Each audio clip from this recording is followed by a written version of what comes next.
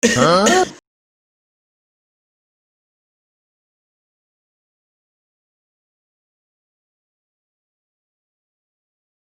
saudaraku, welcome back to my channel Rizat BZ.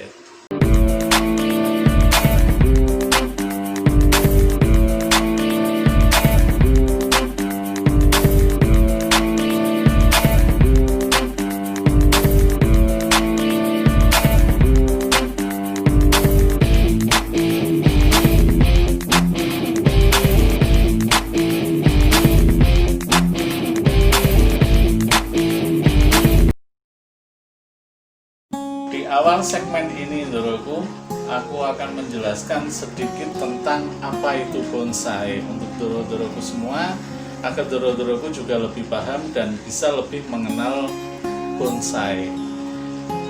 Bonsai adalah tanaman di dalam pot. Namun, tidak semua tanaman di dalam pot bisa disebut bonsai, saudaraku, karena dalam dunia bonsai ada beberapa kriteria yang harus terpenuhi, dalam artian kriteria untuk pohon itu yang bisa kita jadikan bonsai. Beberapa kriterianya adalah: yang pertama, berbatang keras, berkambium, dan berdaun kecil, atau dengan daun yang bisa dibuat kecil dengan treatment khusus yang ada dalam dunia bonsai. Seperti itu, saudaraku. Jadi bonsai ini adalah sebuah seni atau teknik mengkerdilkan pohon di dalam pot untuk menyerupai pohon yang ada di alam liar. Jadi spesifiknya, bonsai adalah miniatur pohon yang menyerupai pohon yang ada di alam liar.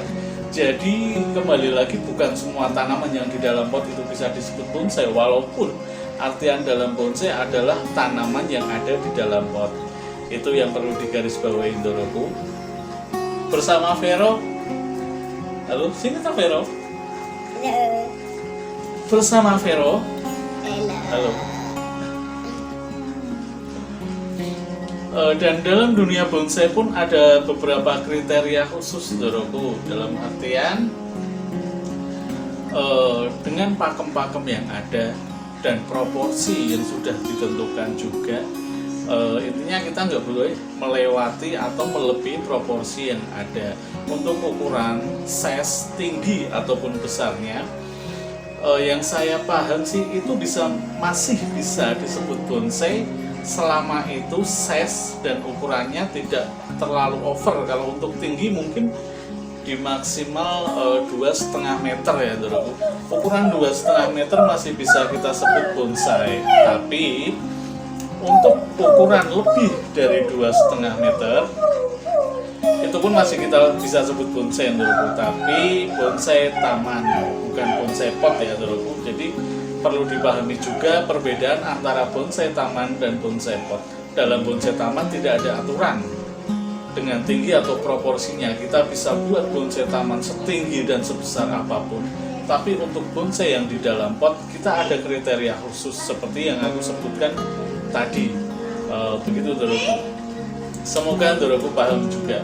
Dan kunci awal dalam dunia bonsai yang pasti kita harus punya bahan, saudaraku. Untuk langkah awal yang harus kita siapkan dalam mempersiapkan bonsai adalah melakukan penentuan gaya atau style yang cocok untuk bahan bonsai kita. Tentukan dulu style atau gaya. Intinya kita lihat bahan yang kita punya. Setelah itu baru kita renungkan, ini gaya apa yang cocok untuk kita buat bahan ini. Karena dalam dunia bonsai ada 7 gaya dasar bonsai. Yang pertama yaitu formal, terus informal, slanting, casket, semi casket, dan wind sweep. Dan yang terakhir literary, atau kita lebih sering menyebutnya bujin, saudaraku. Jadi itulah style-style, 7 style dasar yang ada di dunia bonsai. Dan sebelum pohon atau bahan kita pindahkan untuk ke pot, kita baiknya mempertimbangkan dulu, saudaraku. Jadi kita tentukan style yang pas, kita tentukan model atau proporsi yang pas juga sebelum kita mengambil tindakan untuk menaruh bahan ke dalam pot seperti itu, Dorku. Di luar 7 style dasar dunia bonsai, ada satu style bonsai yang mungkin jarang kita tanamkan atau kita praktekkan dalam seni bonsai tersebut, entah karena memang kurang familiar atau apa. Yang pasti style ini memang jarang. Dan satu lagi, Doroku, sebaiknya kalau Doroku bisa atau Doroku ini mahir dalam seni lukis atau apa, kita bisa membuat sket dulu, Doroku. Kita gambar bahannya, kita buat sket yang ada, dan itu adalah tujuan untuk progres kita nantinya. Jadi saat pohon itu udah tumbuh subur atau pohon itu memang udah subur, cuman kita pindahkan ke pot dengan pot yang sesuai, kita bisa tanamkan satu style yang bisa menyatu dari pot, bahan, dan konsepnya. Jadi kita gambar dulu, tapi yang pasti karena di dunia bonsai atau pembentukan bonsai itu lumayan lama ya, membutuhkan waktu dan proses yang tidak sebentar. Jadi perlu Doroku pahami juga, untuk sket itu mungkin bisa disimpan, Doroku jangan dibuang, karena itu akan berguna banget nantinya saat kita akan menentukan style yang tepat untuk bahan-bahan kita. Dan satu lagi, kita harus memikirkan jenis pohon dengan style yang akan kita pakai, Doroku. Jadi jangan menggunakan style yang terlalu asing atau terlalu gimana untuk satu bahan yang memang itu katakanlah bahan itu baik untuk natural atau formal, tapi kita buat style ekstrim itu kayaknya kurang bagus, Doroku. Jadi perlu dipikirkan juga buat Doroku semua. Untuk kali ini aku ada satu bahan, ini bahan serut, Doroku, dengan size yang lumayan gede dan karakter batang juga lumayan. Cuman kali ini aku buat dengan style whipping atau wrapping dalam dunia bonsai. Inilah si serut dengan konsep wrapping yang aku punya. Konsepnya seperti ini, Doroku. Inilah serut dengan konsep wrapping. Jadi lebih ke apa ya, kalau untuk wrapping itu istilahnya jatuh. Jadi dahan atau ranting-rantingnya ini kita buat jatuh ke bawah. Bisa juga kayak terurai, karena kalau ini rambut dia terurai ke bawah. Ini konsep wrapping. Aku perkenalkan ke Doroku buat sedikit tambahan. Mungkin beberapa dari Doroku juga masih asing dengan konsep whipping ini, Doroku. Sebenarnya konsep ini konsep yang sederhana, konsep yang bisa dibilang ini masih natural juga, Doroku, dan tidak mengada-ada, karena di alam liar pun kita masih bisa menemukan konsep whipping ini di dalam salah satu pohon atau tanaman yang ada di hutan. Mungkin saat atau Doroku sedang berburu atau apa, atau melihat gambar dalam internet atau TV atau apapun dalam media, pasti pernah melihat konsep whipping seperti ini dengan dahan atau daun yang jatuh. Inilah konsep whipping, satu konsep yang aku suka. Sebenarnya aku suka banget dengan konsep whipping ini. Cuman yang perlu digarisbawahi adalah konsep whipping ini tidak semua bahan kita bisa progres atau kita konsep menjadi konsep whipping, Doroku. Jadi cuman beberapa bahan. Sebenarnya untuk serut pun masih jarang menggunakan konsep whipping. Cuman untuk kali ini aku buat konten untuk konsep whipping ini sebagai media atau sarana memberikan informasi juga ke Doroku semua konsep whipping ini. Inilah konsep whipping yang ada, Doroku, dengan bahan serut. Serut ini adalah tanaman lokal yang banyak banget dan bisa kita temui dimanapun, bahkan di hutan banyak, Doroku. Walaupun untuk di sini memang udah jarang ya, saat kita masuk hutan pasti jarang nemu ya menemukan bahan yang sebesar ini ataupun berkarakter. Kenapa ini di konsep wrapping? Kembali lagi kita lihat dari style dan proporsi pohonnya, Saudaraku.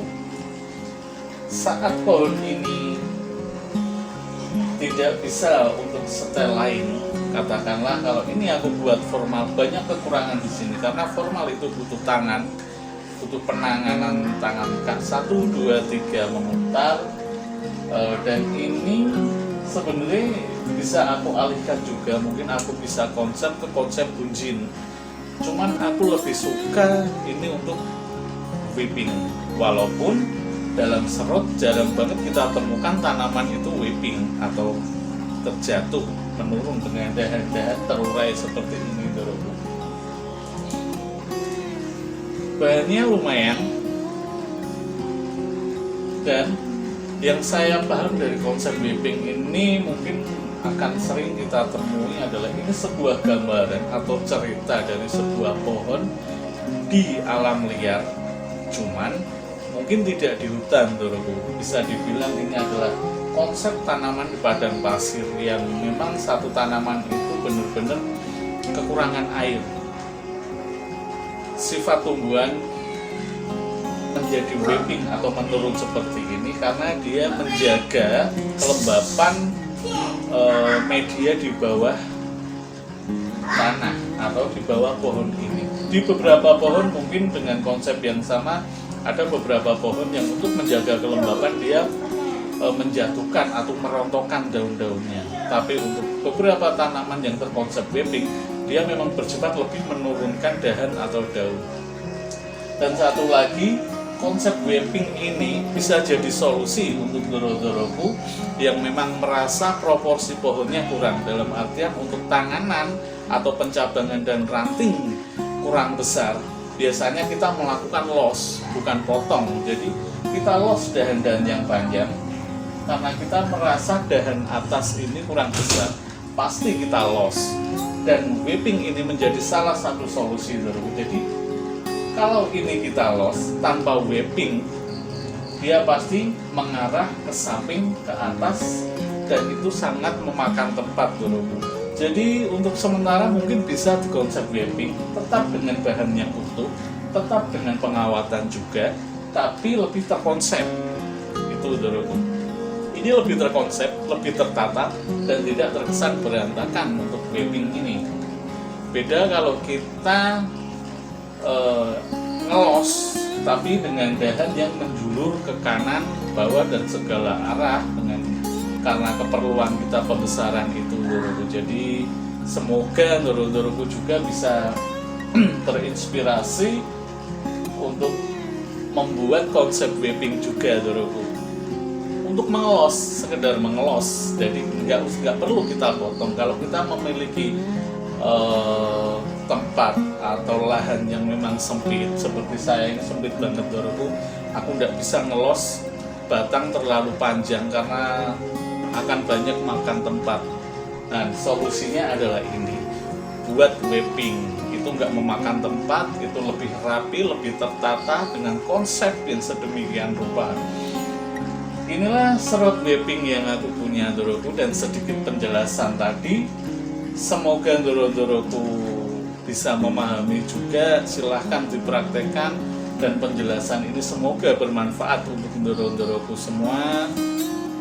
Untuk Saudaraku juga tetap semangat, tetap optimis dalam segala hal, dan tetap di Rizat BZ, Saudaraku. Karena di Rizat BZ tempat belajar dan berkreasi tanpa nanti. Terima kasih, Saudaraku.